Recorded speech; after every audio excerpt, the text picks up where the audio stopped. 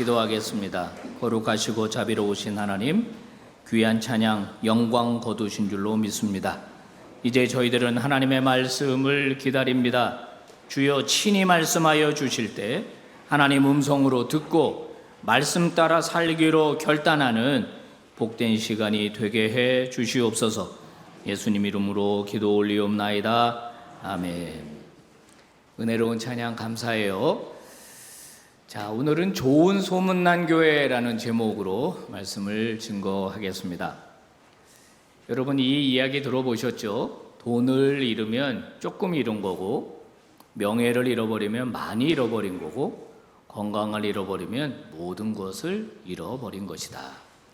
건강의 중요성을 환기시키는 이야기입니다. 건강은 아무리 강조해도 지나치지가 않죠.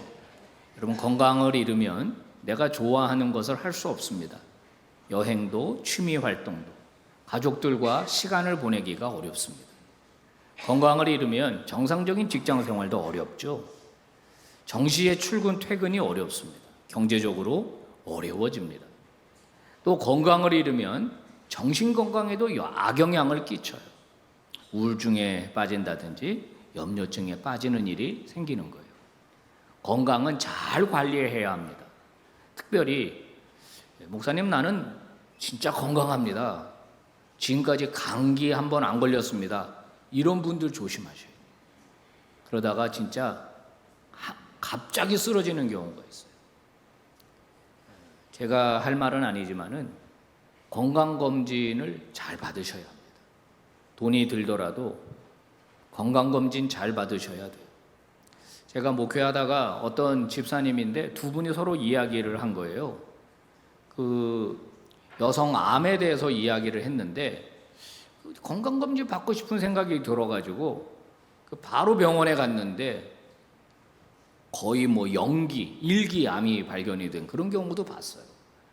건강 자신하지 말고 잘 관리도 관리지만은 검진을 좀 잘 받을 수 있기를 바랍니다. 육신의 건강만 중요한 게 아니라 교회 건강은 너무나 중요하죠. 교회가 건강하지 않으면 교회는 병이 듭니다.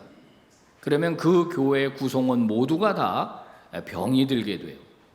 건강한 신앙을 가질 수 없게 되고, 소위 교회가 가지고 있는 독특한 빛과 소금, 이것을 세상 속에서 펼쳐낼 수가 없습니다.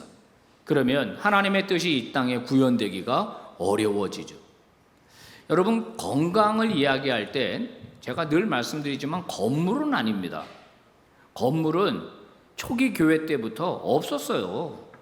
그냥 개인 집에서 교회가 다 개척됐지 건물이 중요한 건 아닙니다. 자, 예를 들어 우리 교회가 건강하냐 건강하지 않느냐를 실험해 보려면 우리가 여기서 예배 안 드리고 어떤 불편한 장소로 들어가서 예배를 드리는 일이 생겼다고 한번 가정을 해보겠습니다. 불편한 장소에 들어가서 예배를 드리는데도 성도 수가 줄지 않는다. 그러면 건강한 교회가 틀림없습니다. 아유, 교회 불편하네. 나 다른 교회 가야 되겠네. 그러는 순간 벌써 건강성을 잃어버리는 거예요. 건물과 상관없이 구성원들이 하나님 앞에 모이고 예배하고 훈련받고 하는 교회가 건강한 교회가 됩니다. 자, 교회 부흥. 모든 교회가 다 원하는 겁니다. 저도 원하는 거고 여러분도 원하는 거예요. 여러분, 우리 교회가 건강하게 부흥하는 걸 여러분 원하지 않겠어요? 매주 한 10명씩 20명씩 빠져나가는 걸 원하지는 않을 거 아닙니까? 자, 그런데 간절히 원하는데 우리 한국교회는 지금 교회 성장이 멈췄습니다. 멈춘 정도가 아니라 마이너스예요, 마이너스. 지난 10년 동안 교세 통계입니다. 우리 교단이에요. 어떻게 됩니까? 눈으로 딱 봐도 그래프가 하향 곡선 아닙니까? 이거 끌어올릴 수 있는 것 같지는 않습니다.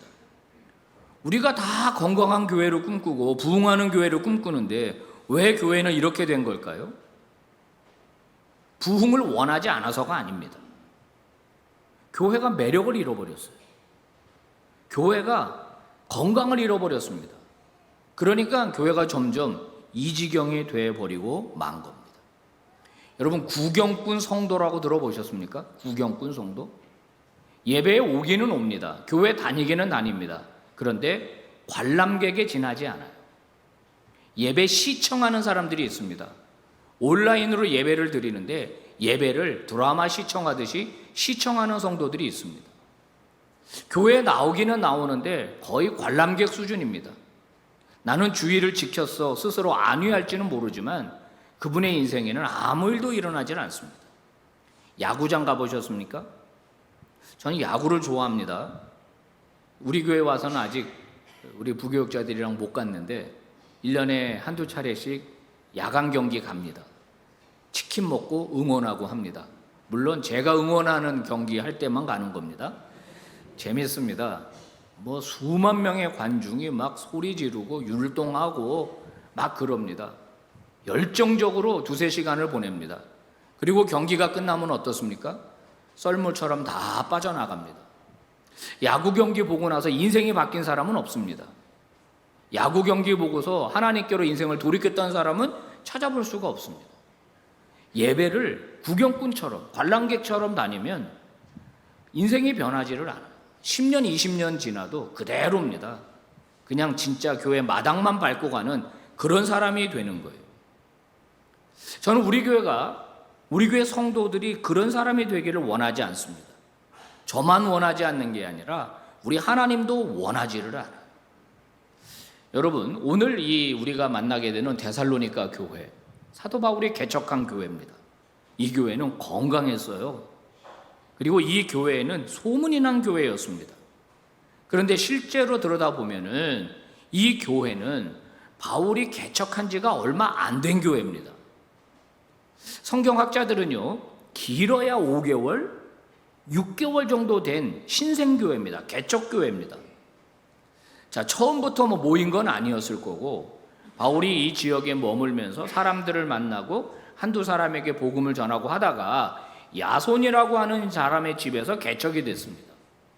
초기 교회는 다 주일에 저녁 때 예배를 드렸거든요. 노동자들이 다 일 끝나고 퇴근하고 오는, 그때는 일요일 휴일이 아니었기 때문에요. 근데 예배 장소가 갑자기 시끄러워지면서 불량배가 습격을 한 겁니다. 그 데살로니가 지역에 사는 유대인들이 바울이 전하는 복음을 보고 이단으로 판단을 해가지고 불량배를 동원한 거예요. 그래가지고 막 난리가 났겠죠. 그 집 주인 야손이라고 하는 사람이 끌려갔습니다. 경찰서에 끌려간 거예요. 고발을 한 겁니다. 죄목은 뭐냐면은 우리 로마 사람들이 행하지도 못할 풍속을 전한다. 이걸 설명하면 좀 길어지니까. 어쨌든 그 체포되는 과정, 거부하는 과정 가운데 주먹 다짐도 있었지 않았겠습니까? 물리적인 충돌도 있었겠죠? 사태가 너무 심각하니까 이 데살로니가 교회 성도들이 사도 바울을 급하게 탈출시킨 겁니다. 거기 있으면 죽을 수도 있었던 그런 상황이었어요. 바울은 밤중에 몰래 데살로니가를 빠져나갑니다. 담임 목사가 개척하고 6개월 만에 교회를 떠난 거예요. 이 교회는 도대체 어떻게 될까요? 자, 그 다음에는요, 핍박이 왔습니다. 핍박. 교회 다니면 핍박이 있었어요. 그 사실을 바울이 편지하면서 2장 14절에서 이렇게 그때 상황을 이야기하고 있죠. 읽어볼까요? 시작. 형제들아, 너희가 그리스도 예수 안에서 유대에 있는 하나님의 교회들을 본받은 자 되었으니 그들이 유대인들에게 고난을 받은과 같이 너희도 너희 동족에게서 동일한 고난을 받았느니라. 자, 유대에 있는 하나님의 교회들을 본받는 자가 되었다. 무슨 말입니까? 유대에 있는 교회, 예루살렘 교회가 박해를 받았습니다. 사도행전 8장에 보면은 믿는 사람들을 체포해서 때리고 감옥에 가두고 심지어는 스데반이 대표적으로 돌에 맞아 죽는 일이 있었지 않습니까? 교회를 없애려고 한 거예요. 잔멸시키려고 한 겁니다. 근데 그런 동일한 고난이 너희에게도 있었고 너희가 받았다라는 말을 보면 데살로니가 교회가 얼마나 극심한 박해를 받았는지를 알 수 있는 겁니다. 그러면 이 교회는 어떻게 되었을까요? 자, 담임 목사가 없습니다. 복음을 받은 지 길어야 최고 오래 다닌 사람이 6개월입니다. 다 그 전에 우상 섬겼던 사람들이에요. 다 이교도들이었습니다. 이제 막 예수 믿고 6개월 됐습니다. 그리고 사도 바울은 여기 없어요. 이 교회는 어떻게 됐을까요? 한 사람씩 두 사람씩 교회를 빠져나가고 점차 교회가 줄어들더니 나중에는 문 닫게 되었다. 이렇게 되어야 맞는 거 아니겠습니까? 그런데 7절, 8절 말씀을 보면 우리를 놀라게 하는 이 말이 나옵니다. 읽어볼까요? 시작. 그러므로 너희가 마게도냐와 아가야에 있는 모든 믿는 자의 본이 되었느니라. 주의 말씀이 너희에게로부터 마게도냐와 아가야에만 들릴 뿐 아니라 하나님을 향하는 너희 믿음의 소문이 각처에 퍼졌으므로 우리는 아무 말도 할 것이 없노라. 사도 바울은 이 교회를 빠져나오고 난 다음에 걱정이 됐습니다. 이 교회 어떻게 될까? 내가 복음을 전해서 교회가 개척되기는 했는데 이 교회가 어떻게 될까? 그리고 시간이 지나서 좀 알아보니까 놀라운 일이 벌어졌는데 믿는 자의 본이 되었다. 이 샘플입니다. 샘플. 거기다가 소문이 퍼지는, 믿음의 소문이 퍼지는 교회가 되었다. 이 마케도냐와 아가야라고 하는 것은 에이리어입니다. 남양주시, 구리시에 너희들의 본이 되었다. 거기에 지금 소문이 퍼지고 있다. 이렇게 이야기하는 거예요. 여러분 놀랍지 않습니까? 이 신생교회가 어떻게 이런 교회가 될 수 있었을까요? 거기에 대한 해답은 역시 바로 사도 바울이 전해준 하나님의 말씀 때문이었습니다. 6절 말씀이에요. 읽어봅시다. 시작. 또 너희는 많은 환난 가운데서 성령의 기쁨으로 말씀을 받아 우리와 주를 본받은 자가 되었으니. 말씀을 받았다 하는 거예요. 데살로니가 교회의 성도들이 하나님의 말씀을 받았다. 바울이 가르쳐준 말씀을 받았다. 이 받았다라는 데코마이 동사는 환영하다, 영접하다 이런 뜻이에요.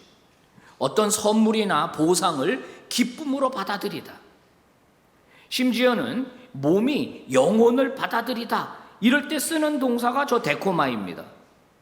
그러니까 적극적으로 그 말씀이 내 것이 되고 그 말씀이 내 삶이 되도록 적극적으로 말씀을 받았다는 거예요. 그래서 이런 교회가 될 수 있었다는 겁니다. 여러분, 말씀을 제대로 받으면 인생은 변화됩니다. 여러분도 그렇게 말씀을 받는 성도가 되시기를 바랍니다. 성도들 중에서는 말씀을 받을 때 평가자의 자세로 말씀을 받는 분들이 있습니다. 말씀을 받는 게 아니라 말씀 평가자죠. 그분들에게는 다 점수판이 있습니다.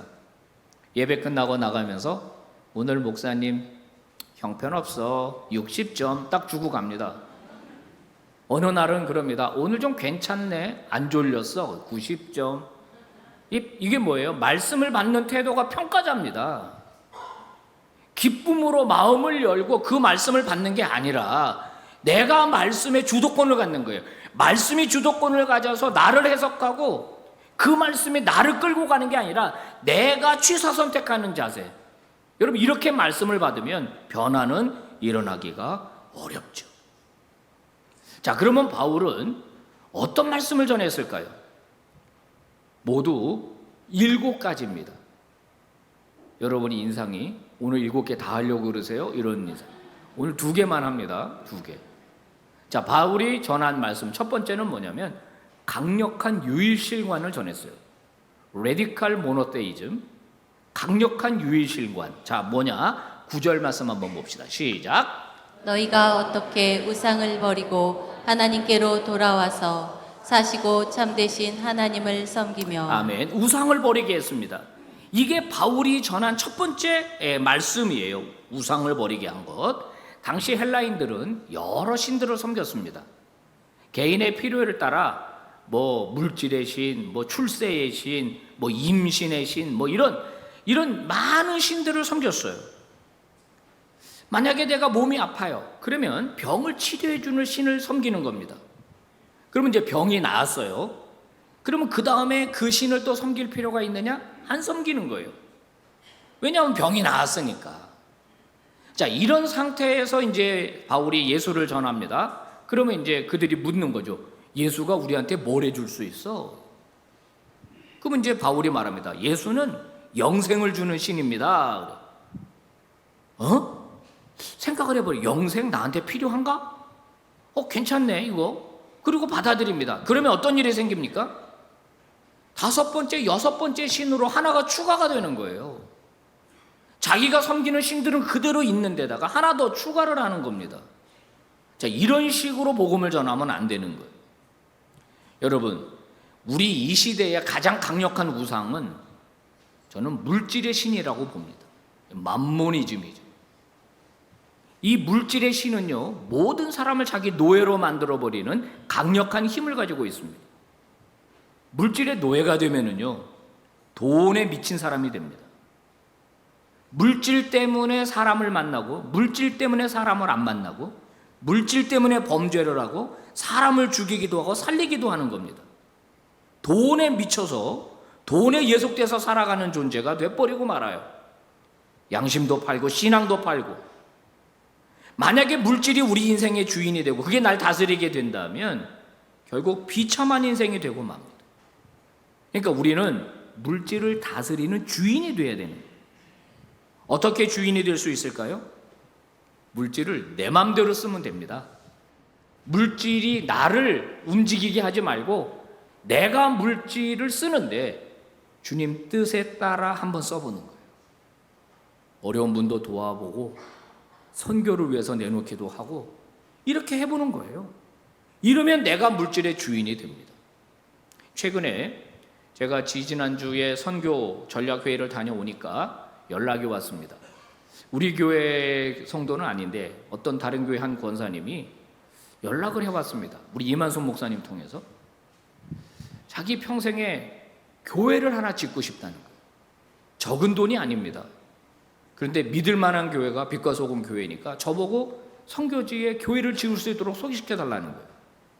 마침 말레이시아 저쪽 어느 시골에 교회 예배당이 없어서 모여서 자기들끼리 집에서 예배드리는 분들이 있었어요. 돈을 모아가지고 땅은 사갖고 평탄화 작업을 했는데 건축할 돈이 없습니다. 근데 저한테 연락이 왔어요. 교회를 좀 지어달라고. 근데 그 권사님이 딱 나온 거예요. 여러분, 노년에 그 돈 가지고 있으면 얼마나 여유롭게 쓸 수 있겠습니까? 그런데 그렇게 쓰는 거예요. 그게 뭐예요? 물질의 주인이 되는 겁니다. 바울은 복음을 가르치기 전에 헬라인들이 가지고 있었던 세계관, 신관을 무너뜨려 버리는 거예요. 건물의 중추적인 역할을 하는 기둥이라든가 이런 어떤 골조 이런 것들을 부셔버리는 겁니다. 그래서 거짓 신이고 가짜 신이고 다 죽은 신이라고 이렇게 말하는 겁니다. 이게 무너져야 올바른 복음이 들어가는 거예요. 그래서 바울은 자기 스스로를 여러 서신서에서 뭐라고 소개하느냐? 나는 파괴하는 자다. 나는 무너뜨리는 자다. 이렇게 말하는 거예요. 물론 나는 다시 세우는 사람이다. 나는 다시 심는 사람이다. 이런 말도 하지만 먼저 하는 건 뭐냐? 무너뜨리는 게 무너뜨려. 기존에 가지고 있는 이 신적 세계를 무너뜨려 버리는 거예요. 자, 오늘 구절을 보시면은 뭐라고 얘기합니까? 여기서 우상을 버리고 하나님께로 돌아와서 사시고 참된 하나님을 섬겼다. 여기서 바울은 말하는 거예요. 내가 너희들에게 소개하는 이 하나님은 살아계신 하나님이다. 너희들이 섬기는 신은 죽은 신이다.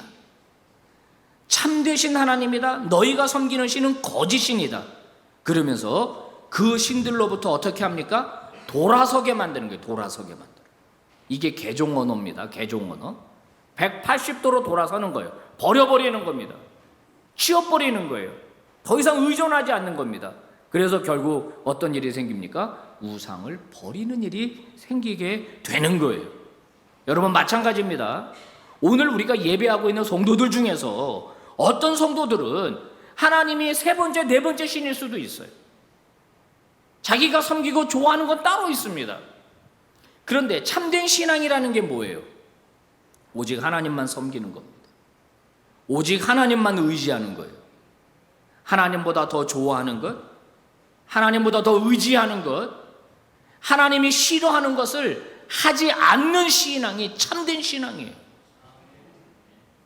여러분, 그런 성도들 되시기를 주의 이름으로 축복합니다. 하나님이 싫어하는 거 하지 마세요. 하나님이 기뻐하시는 일만 하려고 노력하시기를 바랍니다. 하나님보다 더 좋아하는 거, 하나님보다 더 의존하는 거, 우리 인생에 다 지워버려야 돼요. 돌아서야 합니다. 그런 성도가 건강한 성도고, 그런 성도가 진짜 성도입니다. 그런 교회가 건강한 교회고, 그런 교회가 소문이 나는 거예요. 두 번째는 십자가 복음을 전합니다. 자, 10절 말씀을 한번 읽어봅시다. 시작. 또 죽은 자들 가운데서 다시 살리신 그들의 아들이 하늘로부터 강림하실 것을 너희가 어떻게 기다리는지를 말하니 이는 장래의 노하심에서 우리를 건지시는 예수시니라. 자, 우상을 무너뜨리고 난 다음에 바울이 예수를 전합니다. 예수 이름이 나오죠? 자, 이 짧은 말씀 안에 복음이 다 들어가 있어요. 그러면 이 예수가 누구냐? 그의 아들이다래요. 그의 아들. 그분이 누구냐? 하나님이에요. 천지를 창조하신 하나님이 있는데 그분의 아들이 있다. 그 아들이 누구냐? 예수다. 그러면 그분이 뭘 했느냐? 그분이 죽었다. 왜 죽었냐? 우리를 살리기 위해서 대신 죽었다. 죽은 걸로 끝나는 게 아니라 하나님의 아들이기 때문에 하나님이 그를 다시 살리셨다. 살리신 이유는 우리를 건지시기 위해서다. 구원하시기 위해서다. 하나님의 심판과 하나님의 진노에서 건지시기 위해서 그분이 다시 살아나셨다. 그리고 그분은 앞으로 하늘로부터 강림, 재림하실 것이다. 여러분, 여기서 재림은요, 심판을 말합니다. 지옥을 말하는 거예요. 여러분, 이 짧은 말씀 안에 십자가 복음이 다 들어 있습니다. 하나님의 아들을 믿어라. 그분의 속죄의 제사를 믿어라. 그분이 다시 재림주로 올 건데 네가 지금 예수를 영접하지 않으면 너는 예수님 다시 오실 때 심판을 받게 될 거다. 이 얘기를 전하는 거예요. 여러분, 지옥은요, 심판은요, 그냥 메타포, 비유가 아닙니다. 실제예요, 실제. 오늘 교회가 지옥을 설교하지 않습니다. 어떤 분은 지옥이 없다고 말하는 분이 있어요. 그렇지 않습니다. 성경을 보면 신약 성경에 음부라는 단어, 지옥이라는 단어 10번 정도 나옵니다. 구약 성경에 64번 정도 스올이라는 단어로 나옵니다. 예수님이 마태복음 23장 23절에서 너희가 능히 지옥 판결을 피하겠느냐 그러면서 지옥을 직접 언급하셨어요. 마태복음 10장 28절에서는 주님이 뭐라고 경고했느냐? 몸은 죽여도 영혼은 능히 죽이지 못하는 자들은 두려워하지 말고 몸과 영혼을 능히 지옥에서 멸하실 수 있는 분을 두려워하라. 이렇게 말씀하셨어요. 무슨 말이죠? 심판이 있다는 거예요. 지옥이 존재한다는 거예요. 지금 하나님이 자기 아들을 우리에게 보내주셔서 우리에게 구원의 선물을 주시는데 그거를 거부하는 자들은 결국은 하나님이 심판하실 수밖에 없다는 거거든요. 여러분, 이 작품 지옥의 문이라는 작품이고 이 작가는, 조각가는 우리가 잘 아는 로댕입니다. 저 가운데 턱 꿰고 있는 분이 생각하는 사람이죠. 우리 어릴 때 미술 시간에 많이 배웠습니다. 무엇을 생각하고 있는가 그랬더니 저분이 나체잖아요. 내 팬티는 어디로 갔는가 뭐 이런 거 우스개 칭찬 줄 알았어요, 어릴 때는. 근데 알고 보니까 이게 지옥의 문 앞에 있는 거예요. 하나님을 떠난, 하나님을 거부한 인간들의 이 탐욕, 그들의 야수성, 잔인한 본성, 막 사람들이 뒤엉켜 있습니다.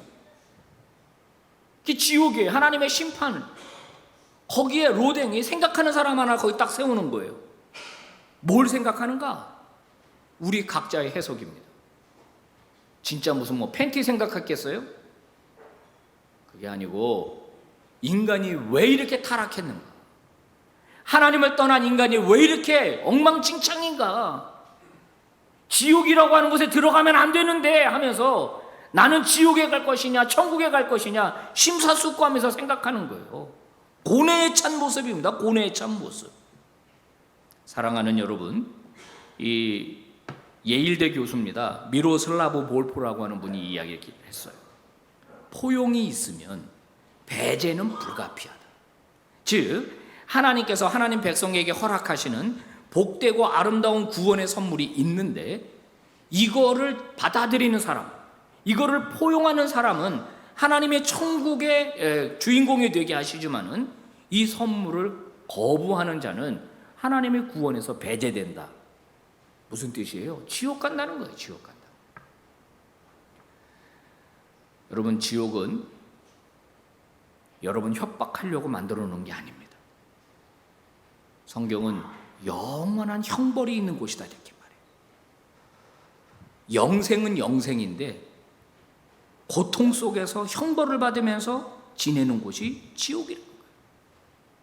하나님께서는 하나님의 아들을 거부하고 자기 스스로 하나님에 되어 살아가는 모든 인간들을 심판하실 것입니다.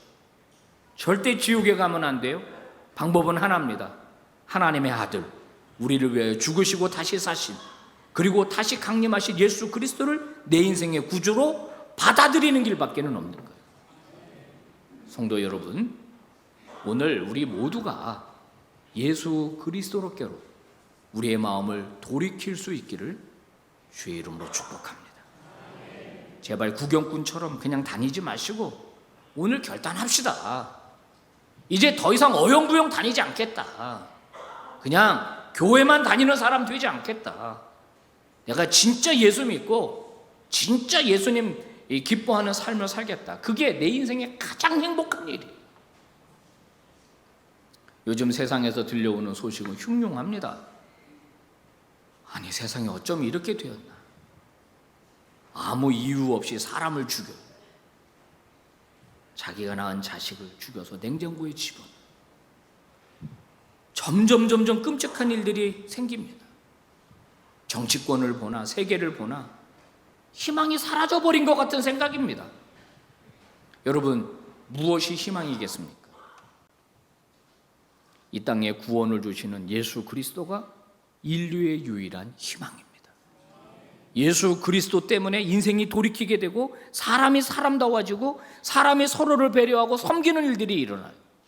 착취가 사라지는 겁니다. 갈등이 사라지는 겁니다. 그 예수, 그분 한 분 때문에 변화되는 거예요. 아무리 흉악한 죄인이라도 교도소에서 예수님을 만나고 자기 인생을 돌이키면 그 사람은 변화돼요. 사람다운 사람 되는 겁니다. 방법은 그거밖에 없어요. 다시 한번 여러분에게 권면하고 촉구합니다. 저와 여러분의 인생이 예수께로 돌이켜지기를 바랍니다. 진짜 예수 믿는 사람 되기를 바랍니다. 그래서 그런 사람이 모인 우리 교회가 이 세상에 희망을 주고, 그리고 마케팅 전략에 의해서 소문난 교회가 아니라 진정한 그리스도인과 서로 섬기는 하나님의 나라가, 천국이 이루어진 교회를 우리가 이루어 갈 때에 빛과 소금이 좋은 소문이 난 그런 교회가 될 줄로 믿습니다. 기도하겠습니다. 하나님 아버지, 감사합니다. 희망이 사라진 세상입니다. 신음소리가 여기저기서 들려오고 있습니다. 아버지여, 건강한 교회, 교회다운 교회가 되어서 우상을 버리고 세상 것들 버리고 예수만 섬기는 그리스도인이 되어서 주님 뜻 따라 살아갈 때 이 땅에 희망이 찾아오고 진정한 사랑과 회복과 용서가 이루어지는 줄로 믿습니다. 오늘 우리 예배하는 모든 주의 백성들 예수께로 돌이키게 하여 주시옵소서. 내 인생에 하나님보다 더 귀하게 여기는 것들을 다 배제하게 하시고 오직 예수만 섬기는 하나님의 종들 되게 해 주옵소서. 예수님 이름으로 기도 올리옵나이다. 아멘.